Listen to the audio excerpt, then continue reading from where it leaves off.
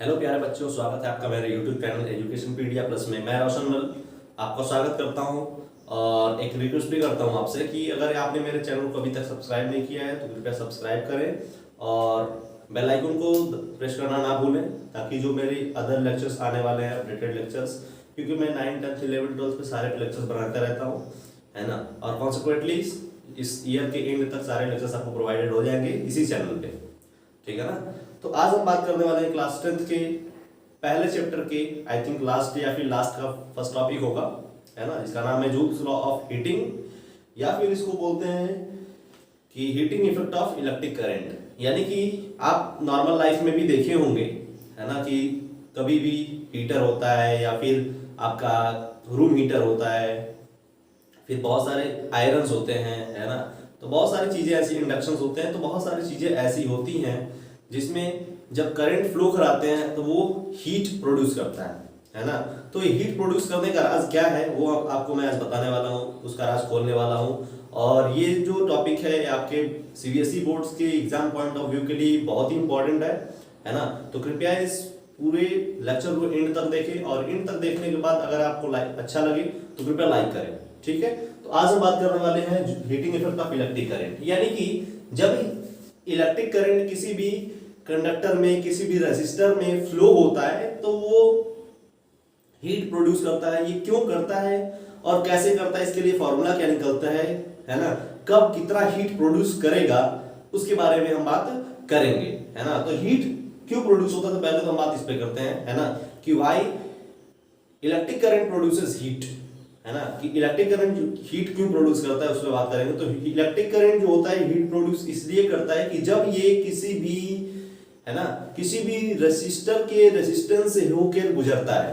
ध्यान समझिए मेरी बात को, कि जब भी इलेक्ट्रिक करंट, पहले फिगर में बना देता हूं थोड़ा सा, आपको समझ में आ जाएगा इससे क्लियर थोड़ा सा और, है ना, कि मान लेते हैं हम एक कोई रेसिस्टर है जिसका रेजिस्टेंस है R, है ना, और हमने इसको पोटेंशियल दे दिया V का पोटेंशियल दे दो, पॉजिटिव नेगेटिव मान ही लोगे आप, ये पता है।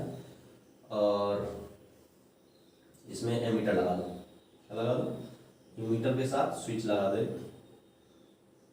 यहाँ एमीटर और यहाँ स्विच, ठीक है। तो जैसे इसमें करंट फ्लो करती है ना, तो जैसे ही करंट फ्लो करेगी इसमें, तो करंट इधर से होगी गुजरेगी, रेजिस्टेंस से करंट होगी गुजरती है।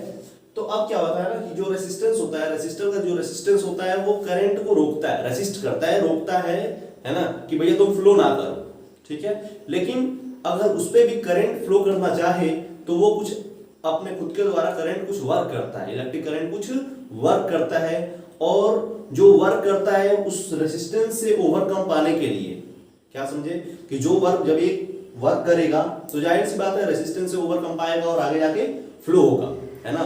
तो जब जितना ये वर्क करता है, वही जो वर्क होता है वो एज अ हीट एनर्जी यहाँ पे प्रोड्यूस होता है, किसमें, रेजिस्टर में। आई बात समझ में आपको। यानी कि जितना ही ज्यादा रेजिस्टेंस लगाए हम, जितना ही ज्यादा रेजिस्टेंस लगाए उतना ही ज्यादा करंट को बाधा उत्पन्न होगी, है ना।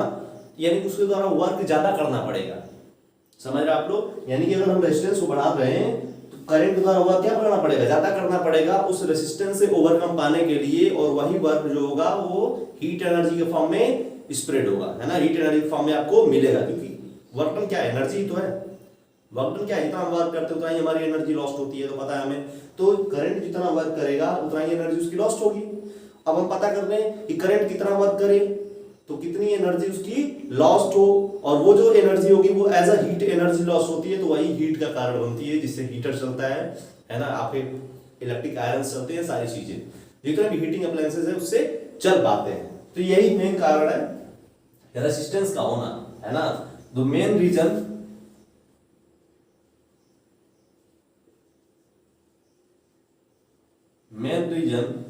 for heating produced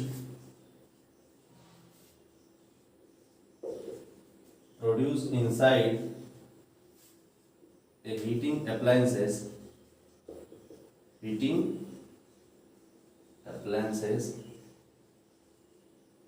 जो मेन रीजन है हीटिंग प्रोड्यूस करने का, किसके अंदर, हीटिंग अप्लायंसेस के अंदर, is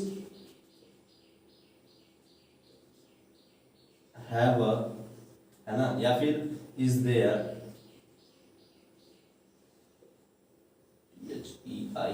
is there great resistance, है ना, या फिर very high resistance, very high resistance, है ना।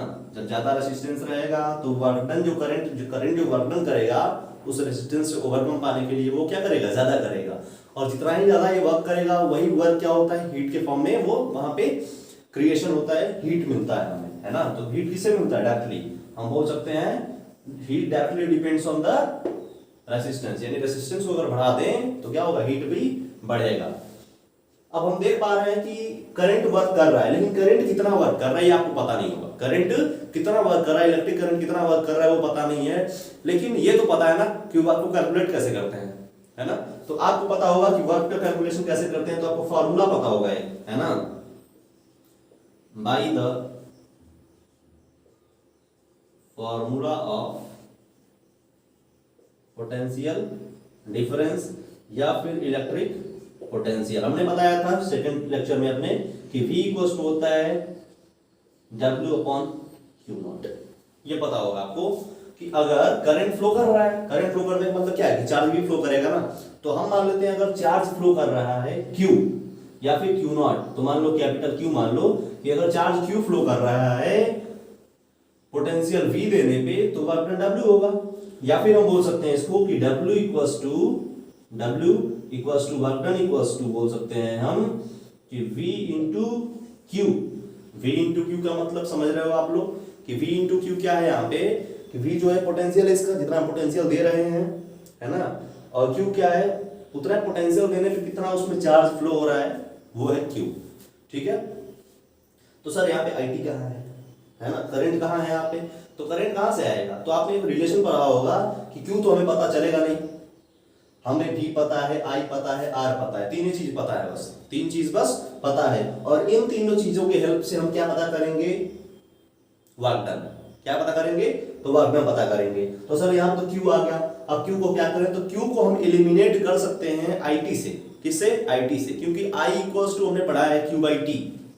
हमने क्या पढ़ा है, I equals to Q by T। ये फॉर्मूला आपने पढ़ा है, I equals to Q by T। The rate of flow of charge is called current. So Q equals to बोल सकते हैं हम I into T, I into T। तो हम बोल सकते हैं यहाँ पे Q equals to I into T, तो W इक्वल्स टू हो जाएगा V into I into T, है ना। अब VIT क्या है समझे आप, है ना। तो V क्या है, पोटेंशियल डिफरेंस है जितना उसको हमने दिया। I जो है पोटेंशियल डिफरेंस कितना दिया और कितना करंट उसमें फ्लो कर रहा है, वो है I, है ना। और T क्या है कि कितने टाइम के लिए उसमें करंट फ्लो कर रहा है, कितने टाइम के लिए, 2 मिनट, 4 मिनट, 10 मिनट, 1 घंटा, कितने टाइम के लिए उसमें करंट फ्लो कर रहा है। तो ये हो जाएगा क्या चीज, W। ठीक है, और यही W, यही जो वर्क डन होता है वो क्या होता है ना, यही वर्क डन होता है एज अ हीट एनर्जी, है ना। यही जो वर्क डन करते हैं वो क्या होता है, वही हीट एनर्जी फॉर्म में मिलता है हमें। ठीक है, तो दिस वर्क डन इरेज करते हैं हम, है ना, यहां तक इरेज कर लिए। चलो, this work done is appear in the form of, this work done is appear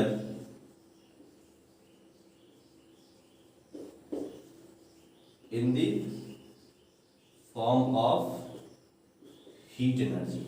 जो हम वर्क करते हैं, जो करंट वर्क कर रहा है वो क्या होगा, हीट एनर्जी फॉर्म में हमें अपीयर होता है, form in the form of heat energy.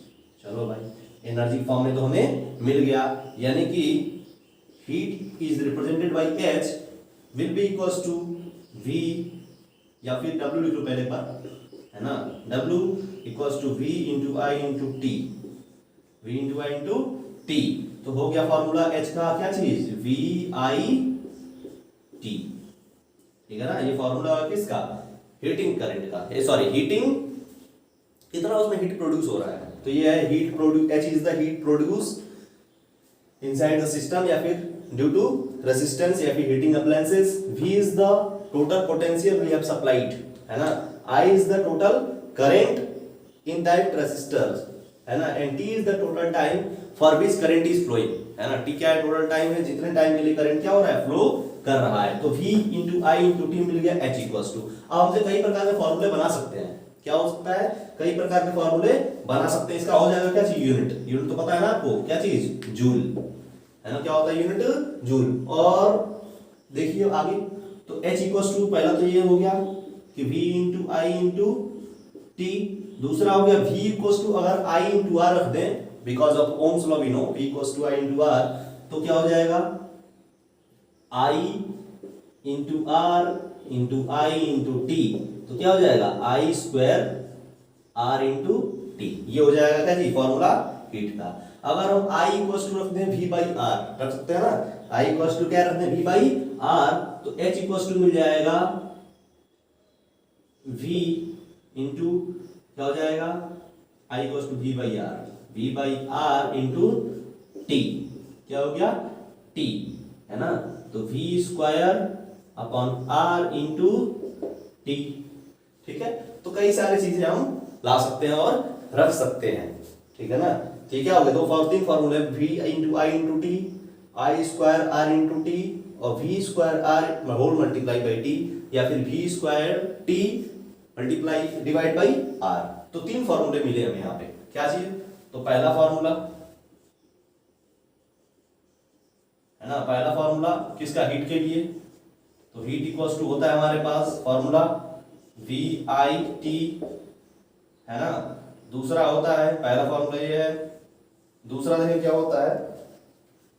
तो दूसरा मिल गया हमारे पास आई स्क्वायर आर टी। तीसरा मिल गया हमें V square T divide by R. तीन फॉर्मूले मिले हमारे पास, किसमें? In the form of joule. ठीक है ना। अगर देखो ध्यान से सोचे हम, तो एनर्जी का जो दो यूनिट्स होती हैं, एक तो हो गया ये जूल, और दूसरी होती है कैलोरी, है ना। दूसरी क्या होती है? कैलोरी होती है। तो अगर इसको कैलोरी में कन्वर्ट करना हो, तो जो भी चीजें दी गई हैं जूल में, उसको डिवाइड कर देते हैं। किससे? आपने पढ़ा होगा, है ना। किससे डिवाइड करते हैं? 4.18 से डिवाइड कर दे हम, तो किसमें मिल जाएगा? फॉर्मूला फॉर ये जूल के लिए है ना। लेकिन अगर यही फॉर कैलोरी करना हो तो क्या कर देंगे, है ना। जो भी हीट होगा, देखो इधर हीट इक्वल टू क्या हो जाएगा? जो हीट होगा वो इक्वल हो जाएगा किसके? तो वी आई टी अपॉन 4.18 क्या चीज? कैलोरी। ठीक है, या फिर आई क्या है? I square R T divide by 4.18 into calorie. या फिर एक और क्या है भाई? तीसरा फॉर्मूला क्या बना था?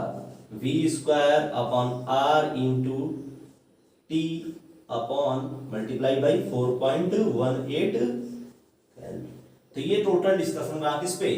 Heating effect of electric current पे, है ना। और इसको एक और नाम दिया गया है जिसको बोलते हैं this is a joule law of heating, है ना। क्योंकि सबसे ज्यादा इसको प्रिस्क्राइब करने वाला, है ना, इसको बताने वाला कौन थे?